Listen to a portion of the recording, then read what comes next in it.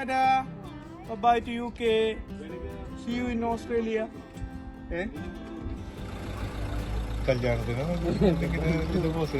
Welcome to Be Inspired. നമസ്കാരം. Be inspired by Lijo എന്ന YouTube ചാനലിലേക്ക് നിങ്ങൾക്ക് സ്വാഗതം.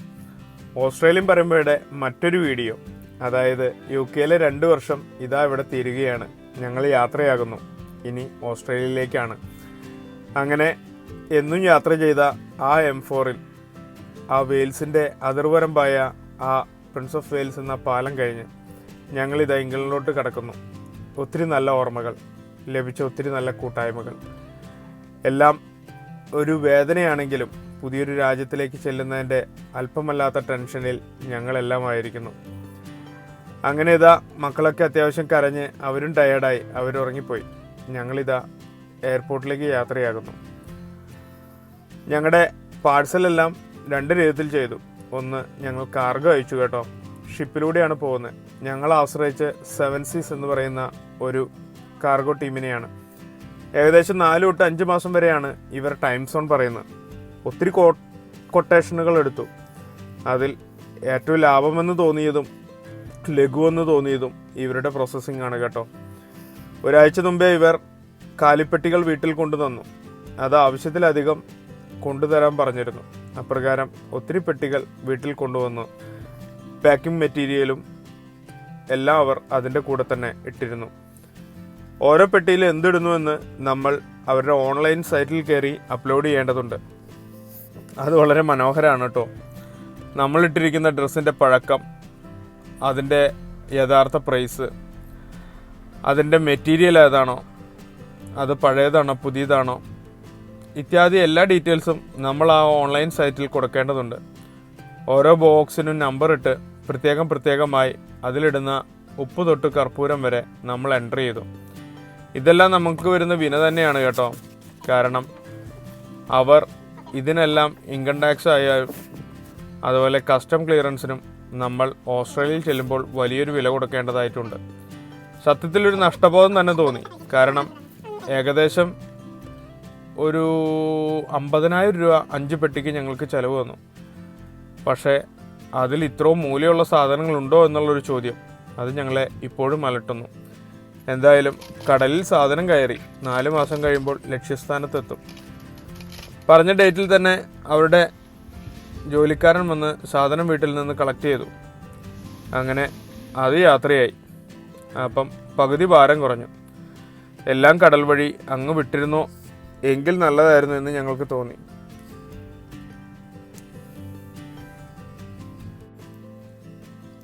അങ്ങനെ UK നമ്മളെ കൊണ്ടുവന്ന കാർഡിഫ് ആൻഡ് വെയിൽ ആ ഒരു ട്രസ്റ്റിലായിരുന്നു ഞാൻ. അവിടുത്തെ അവസാന എൻഡോസ്കോപ്പി റൂമിലെ ക്ലീനിങ് കഴിഞ്ഞ് ഞാൻ ആ ബോർഡിൽ സൈൻ ചെയ്തു. അല്പമല്ലാത്ത സങ്കടം ഉണ്ടെങ്കിലും നാം എടുത്ത തീരുമാനമല്ലേ, സങ്കടപ്പെട്ടിട്ട് കാര്യമില്ലല്ലോ.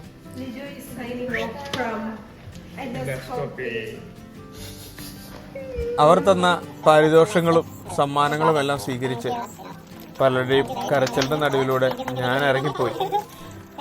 ആ 2 വർഷം എടുത്തു പറയേണ്ടത് തന്നെയാണ് കേട്ടോ. എൻഡോസ്കോപ്പി ചോദിച്ചു മേടിച്ചത് തന്നെയായിരുന്നു. അവർക്കൊരുക്കിയ ചെറിയ ബൊഫയും അവർ എനിക്ക് വേണ്ടി നൽകിയ ആ ട്രീറ്റും അതെല്ലാം എടുത്തു പറയേണ്ട ഒന്ന് തന്നെയായിരുന്നു.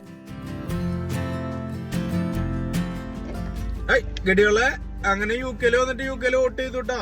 കിടുവരുന്ന UK വോട്ടെടുപ്പ്. അങ്ങനെ 5 വർഷത്തിന് ശേഷം വരുന്ന ഒരു ഇലക്ഷനാണ്. അങ്ങനെ UK പോണേക്കാൾ മുമ്പ് UK വോട്ട് ചെയ്തിട്ട് പോകാൻ പറ്റി. അപ്പൊ അതേ ഞാൻ പോയി വോട്ട് ചെയ്ത് വന്ന്, ഭാര്യ പോയി വോട്ട് ചെയ്ത് വന്നിരിക്കുകയാണ്. നല്ല സെറ്റപ്പ് ആയിരുന്നു. എങ്ങനെയുണ്ട് അനുഭവം UK?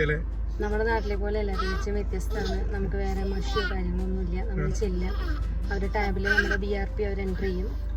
നമുക്ക് വോട്ടർ സൈൻ ഒരു പേപ്പർ തരും.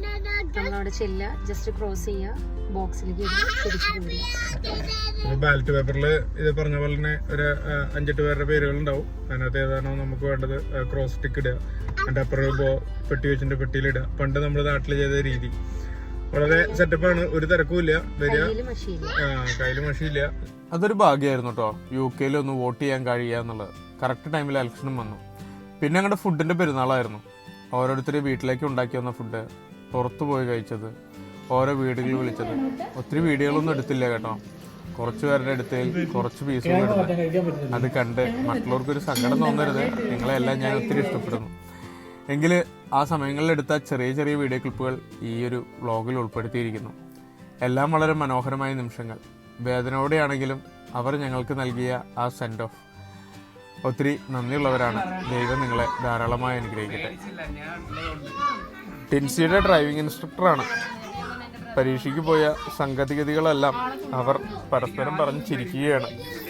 എങ്കിലും ചുരുങ്ങിയ സമയം കൊണ്ട് എല്ലാ വീടുകളിലും അതൊരു മനോഹരമായ നിമിഷം തന്നെയായിരുന്നു. അടുത്തൊരു പ്രയാസഘട്ടം എന്ന് പറഞ്ഞു കഴിഞ്ഞാൽ അൺഫർണിഷ്ഡ് വീട് എടുക്കുമ്പോൾ തന്നെ മേടിച്ചു കൂട്ടിയ ഒത്തിരി കാര്യങ്ങളുണ്ട്. ഇതെല്ലാം ഒഴിവാക്കി ഏജൻസിക്ക് കൊടുക്കണമല്ലോ. ആകെ 2 ദിവസമുണ്ട്. ഒത്തിരി നേരം മാർക്കറ്റ് പ്ലേസിലും ഒത്തിരി ഗ്രൂപ്പുകളിലൊക്കെ ഷെയർ ചെയ്തു, പക്ഷെ ആരും കൊണ്ടുപോയില്ല. അപ്പോൾ എല്ലാം പാക്ക് ചെയ്ത് വേസ്റ്റായി ഡിസ്കാർഡ് ചെയ്യാനുള്ള തീരുമാനത്തിലാണ്. അതിൻ്റെ ഇടയിൽ വീട്ടിലേക്ക് വന്നവർ ചില നല്ല സാധനങ്ങൾ പൊളിക്കുന്നത് കണ്ടപ്പോൾ അവരവരുടെ വീട്ടിലേക്ക് കൊണ്ടിട്ട് തരുവാണെങ്കിൽ എടുക്കാമെന്ന് പറഞ്ഞ് അങ്ങനെയും ചുമന്നുകൊണ്ടുപോയി. എന്ത് സഹായത്തിനും കൂടെ ഉണ്ടായിരുന്ന ജോജോ മാഷും ഡെൽസിനും കൂടെ തന്നെ ഉണ്ട് കേട്ടോ. എല്ലാം നശിപ്പിക്കാനാണെങ്കിലും എല്ലാം പുനഃസൃഷ്ടിക്കാനാണെങ്കിലും. ബിബി കൂടി ഉണ്ടായിരുന്നു, പക്ഷെ അവൻ ഓസ്ട്രേലിയയിലെത്തി. ഇനി അവിടെ ചെന്നിട്ട് ഞങ്ങൾക്കുള്ളത് മുന്നമേ കരുതാനായി അവൻ പോയിരിക്കുകയാണ്.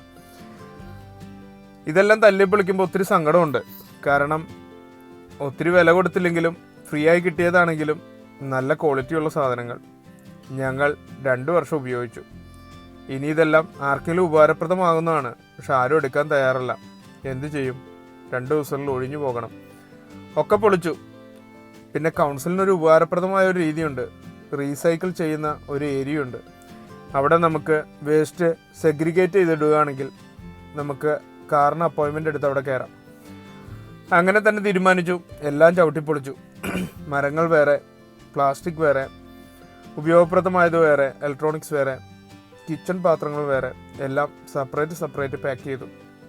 അങ്ങനെ അതെല്ലാം കാറിൽ കയറ്റി ഞങ്ങൾ 3-4 തവണയായി വേസ്റ്റുകൾ പല ദിവസങ്ങളിൽ അവിടെ കൊണ്ടുപോയി തള്ളി.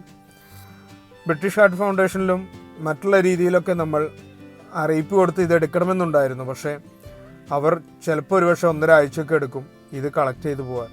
അത്രയും സമയം നമുക്കില്ലാത്തതുകൊണ്ട് ഇതെല്ലാം നശിപ്പിക്കുക തന്നെയായിരുന്നു മുന്നിലുള്ള വഴി.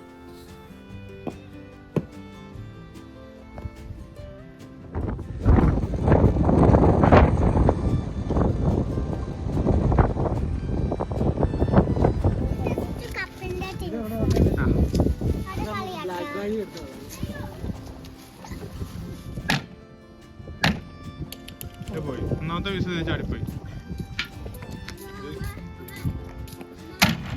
പൊട്ടാ കൊണ്ട് എടുത്ത്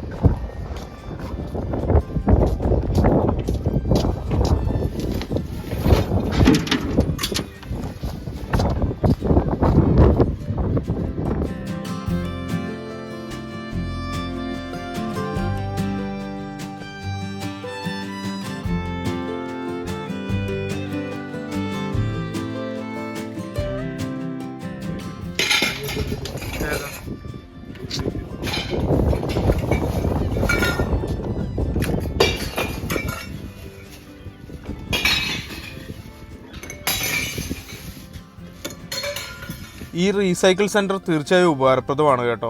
കാരണം നമ്മുടെ വീട്ടിലുള്ള എല്ലാ വേസ്റ്റും ഇതുപോലെ സെഗ്രിഗേറ്റ് ചെയ്യുകയാണെങ്കിൽ പരിസരം ശുദ്ധീകരിക്കും, റീസൈക്കിൾ വേഗം നടക്കുകയും ചെയ്യും.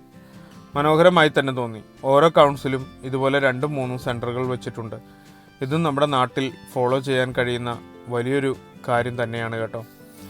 അങ്ങനെ എല്ലാ സാധനങ്ങളും കാറിൽ കയറ്റി പല ട്രിപ്പുകളായി പല വാഹനത്തിലായി കൊണ്ടുപോയി. വലിയ വാൻ അവിടെ കയറ്റണമെങ്കിൽ 18 പൗണ്ട് കൊടുക്കണം. അതുകൊണ്ട് ചെറിയ വാഹനങ്ങളുടെ മൾട്ടിപ്പിൾ സ്ലോട്ട് പല ദിവസങ്ങളിലെടുത്ത് നമ്മൾ തീർത്തു.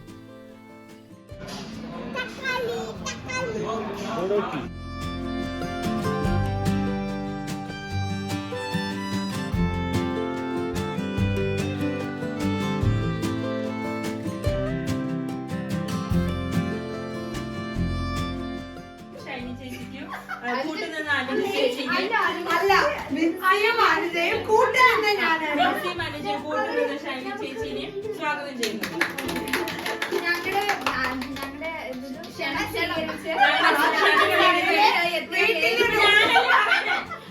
ഇവിടുത്തെ ക്ഷണം സ്വീകരിച്ച് അവസാന നേരത്തെ വിളിച്ചപ്പോൾ ഓടിയിട്ട് ഇങ്ങനെ ഒരു അവസരം നൽകാൻ ഈ വീഡിയോയ്ക്ക് തന്നെ ടിൻസി ചേച്ചിക്ക് വിചാരിച്ചേരാനും നന്ദി പറയുന്നു. ആഴ്ചകൾക്ക് മുമ്പ് തന്നെ ഇവരായിരുന്നു ഞങ്ങളുടെ സെൻഡ് ഓഫ് സ്റ്റാർട്ട് ചെയ്ത ആൾക്കാർ. ഏറ്റവും സങ്കടകരമായത് ഞങ്ങളുടെ ചർച്ചിനെ പിരിയാനായിരുന്നു. ഒത്തിരി ഞങ്ങളെ സ്നേഹിക്കുന്ന, ഞങ്ങൾക്ക് വേണ്ടി പ്രാർത്ഥിക്കുന്ന, ഒത്തിരി കൂട്ടായ്മകൾ നൽകിയവർ. പാസ്റ്റർ പ്രിൻസ് പ്രൈസൺ മറക്കാനാവത്തില്ല. ഇത് വലിയൊരു നഷ്ടം തന്നെയാണ് UK ഞങ്ങൾ വിടുന്നത്. പാടിയതുപോലെ ഇത്ര നല്ല ദൈവത്തെ ഈ ഭൂമിയിൽ രുചിച്ചറിയുവാൻ ഭാഗ്യം ലഭിച്ച അനുഗ്രഹീതമായ അനുഭവം കഥാവ് ഈ കുടുംബത്തെ അധികമായി മാനിക്കും. നമുക്ക് ഒരുമിച്ച് ദൈവത്തോട് പ്രാർത്ഥിക്കാം. ഹല്ലേലൂയ. യേശുവിന്റെ മഹത്വം, യേശുവിന്റെ മഹത്വം, യേശുവിന്റെ മഹത്വം. പരിശുദ്ധനായ ദൈവമേ, സ്വർഗ്ഗീയ നല്ല പിതാവേ, പകുതി പേരെ പോലും ചർച്ചിലെ ഇതുവരെയും പരിചയപ്പെടാൻ പോലും കഴിഞ്ഞിട്ടില്ല.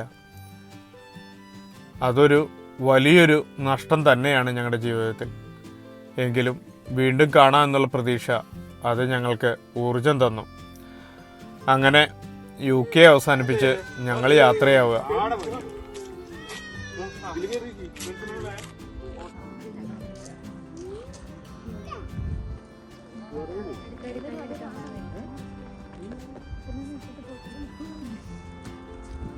Final YouTube upload. By.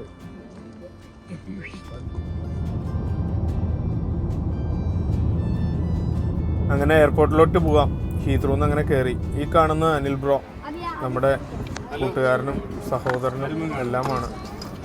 Duty കഴിഞ്ഞിട്ടാണ് ഈ ഒരു ദൗത്യം ഏറ്റെടുത്ത്. ദൈവം അനുഗ്രഹിക്കട്ടെ.